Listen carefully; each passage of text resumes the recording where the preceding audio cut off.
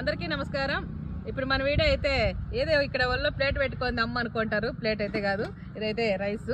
ఎందుకంటే పిల్లలు నేను అంతా చెట్టు కింద కూర్చున్నాం, ఎందుకంటే ప్రశాంతంగా భోంచేయాలని. ఇక్కడ ఈరోజు మన పిల్లలు నేను ఇక్కడ భోంచేస్తున్నాం అనమాట.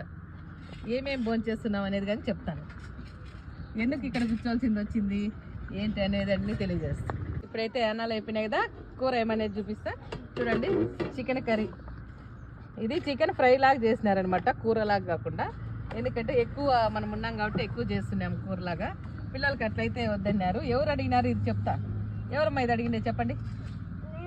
నువ్వేనా? ఎందుకు అంటే చికెన్ తినాలనిపించిందా, ఫ్రై తినాలనిపించిందా? ఫ్రైనా? హాస్టల్లో కానీ చికెన్ చేస్తారట. మనము అందరూ ఎక్కువ మంది ఉన్నాం కాబట్టి చికెన్ కూర చేస్తామన్నమాట, ముద్ద కూర.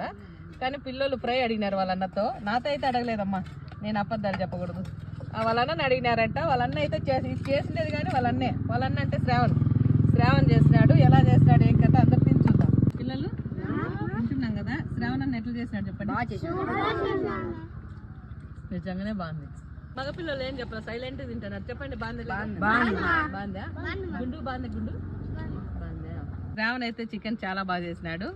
అలాగే ఈ చెట్టు కింద ప్రశాంతంగా పిల్లలతో తింటుంటే చాలా బాగుందనమాట. చూడు ఎంత బాగా పిల్లలు నేను తింటున్నాం కదా, తల్లి బిడ్డలు ఎంత బాగా అన్నం తింటున్నాం అనేది మీకు కానీ తెలిసింటుంది. మీరు కానీ ఇట్లా ప్రశాంతంగా తినాలనుకుంటే మన ఆశ్రయానికి వచ్చేయండి, శ్రావణ వంటలు తిందాం. ఓకేనా?